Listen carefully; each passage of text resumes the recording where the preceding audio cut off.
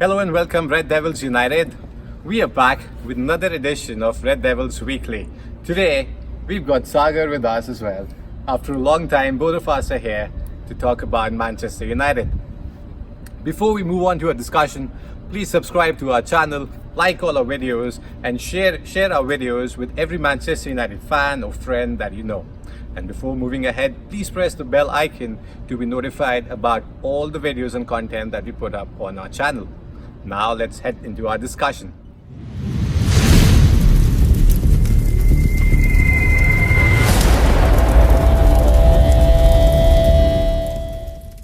So, Saturday, Manchester United played Crystal Palace at Old Trafford. This was a game that everybody expected us to win, but the outcome was different.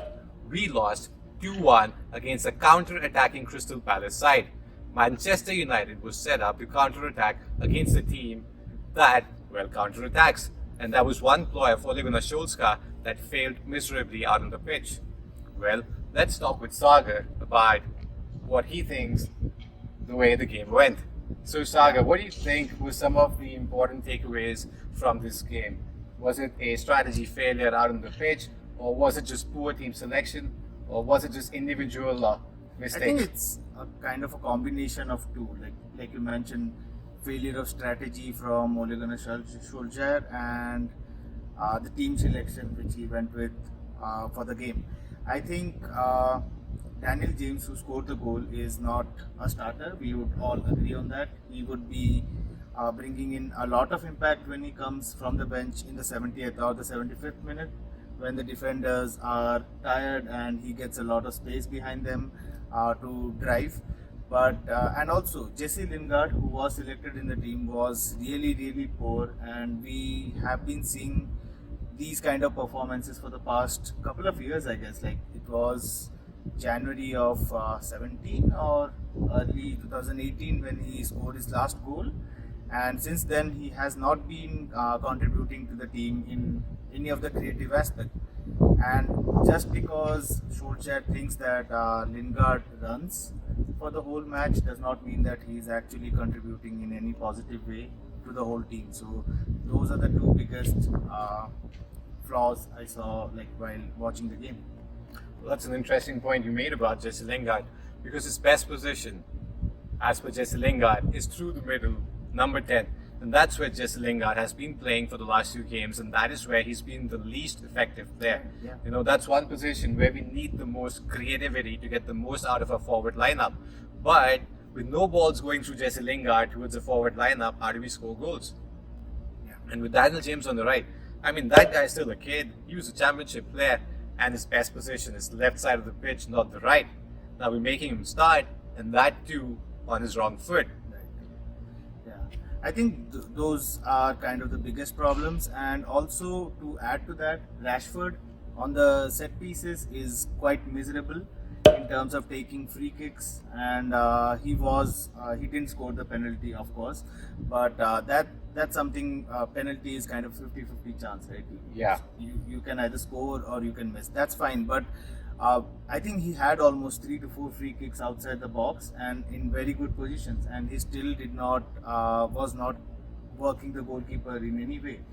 And also that, like you mentioned, Lingard not providing the creative content. We also had Pogba, who is one of the best midfielders, playing in too deep, which was not helping the team at all. And that really didn't help Martial as well. He was not getting that ball onto his feet so that he can run at defenders and make things happen. So that was also missing from the whole game. And Solskjaer, again, strategically was not quick enough in terms of making those crucial substitutions. And we all knew that till the 45th minute, the whole team was not doing well. And he could have easily made changes in the second half, start of the second half, and made things happen. But he didn't do that. He brought in, I think... he brought in Mason Greenwood for Mason Jesse Greenwood, Lingard. yeah, that's correct. Which yeah. was a good change, I must say. Yeah, Mason for Greenwood, sure, I mean, that guy's creative. He plays on both his feet. Right. And at this point in time, none of the teams have figured him out. So he's kind of he provides an X factor for Manchester United on the pitch. But He's still what, 18 years old or Yeah, 17 yeah, years 17 old? years. Too much pressure on young shoulders to provide us the winner. But we do not have resources on the bench who can provide that creativity in the middle. We're spread too thin this season. Yeah, that brings on to a very good point. Like, there's news coming out today saying that Alexis Sanchez will be leaving for Inter Milan and he will be having his medicals early tomorrow, and the deal might be confirmed by the end of the day. So, what do you actually think about that? Like you mentioned, we are pretty thin in the midfield, and do you think selling Alexis Sanchez at this moment in time would actually help in any way? Well, I don't know what our board is trying to do, or what Ole Gunnar Solskjaer is trying to do. Maybe they're trying to offload Alexis Sanchez's astronomical wages to Yeah. make room for more players in January. I think that's essentially the plan, because news came out that all the money from the sale of Romelu Lukaku will be invested back in the team, and I mean that's 65 million euros. That's a lot. With Alexis Sanchez earning about $2 million every month, we get a further huge. $24 million by January. So that's like investment enough to get in two good players in the winter transfer window. So I feel that's a good plan. But at the moment, with Martial injured, Yeah. and no creativity in the midfield, it may not be a shrewd decision. Right. But we just have to wait and watch how United, plays out in the next 3 or 4 games until we make a final decision on, how our sales have been. Yeah. So finally, like bringing it to a close, for the next game we are playing Southampton. I think it's away. So what do you think should be some of the changes that Solskjaer should bring about in the team to make a positive impact? I feel some of the changes for the game, maybe we should not start Daniel James. We maybe should start with Mason Greenwood on the right, the way Solskjaer played out Manchester United in the first few games of the preseason. Given that those teams were not so good, or none of the teams were up to full fitness, but still Mason Greenwood on the right with Marcus Rashford on the left, it afforded them chances to switch places and move around and trouble the defenses, because the defense will not be stable if our players keep switching places. And that's what we missed with Daniel James. Daniel James from the bench is a good impact player. Bring him on the last 20 minutes when the defense is tired and the other team is on the back foot. That is when we need that pace. And that is when we can bring in Jesse Lingard and put him in that number 10 position to press the centre backs and allow for space for the wingers to come in and attack from the sides and throw in those balls where maybe Harry Maguire can come in and score a crucial winner. Exactly. Something we missed in our games against Crystal Palace and our second game against Wolves. For sure.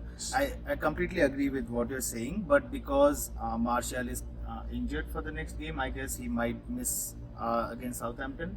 So we might again see Rashford playing through the middle, I guess, and Greenwood and I think Daniel Daniel James James on the left. wing again.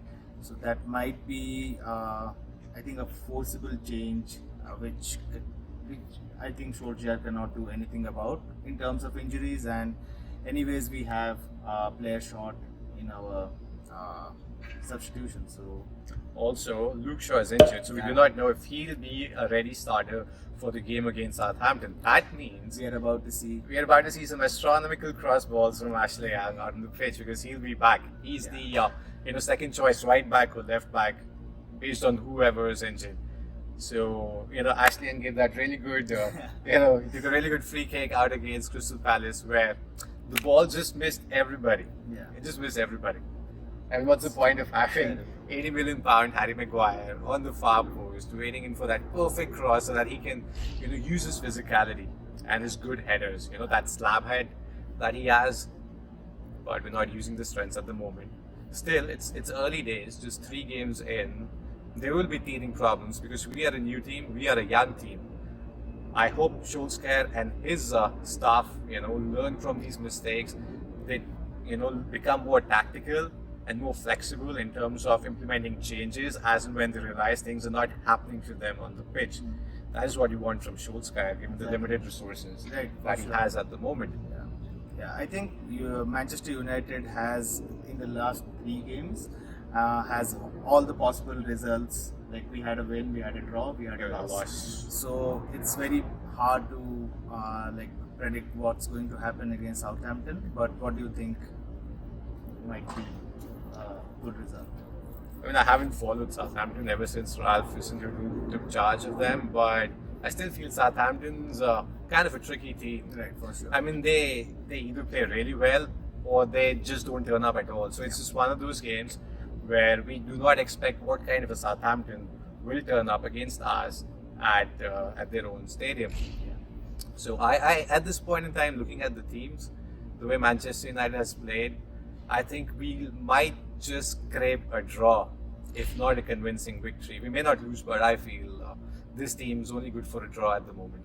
Yeah. What do you think, Sagar? I think Manchester United can win, given we actually don't play Lingard, and maybe give a chance to Angel Gomez, who is performing really well for the under-23s. He has been doing really well, and having Angel Gomez and Mason Greenwood playing the same team, because they have a very good relationship and they know the games pretty well, and that would really give the opposition something to think about, because they might not have actually seen these players come through the ranks, and we might have an advantage there. So if Solskjaer makes those positive changes, I expect Manchester United to win, maybe 2-1 or 3-1. Okay, Sagar has placed big bets on the Manchester United victory, 3-1, 2-1. Let's see. Well, Red Devils United, that's all from us today. We covered our game against Crystal Palace. We talked about Alexis Sanchez and our possible lineup against Southampton next weekend. Please let us know what you think about the game against Crystal Palace and what your thoughts are about our next game against Southampton or the future games, or how we should line up. Throw in your comments in the comment section below and let us know what you feel. And before we move ahead, please subscribe again, spread the love, spread the word about Red Devils United, so that we can grow and provide more creative content, exciting things out in the future for you all. And until then, ta-da!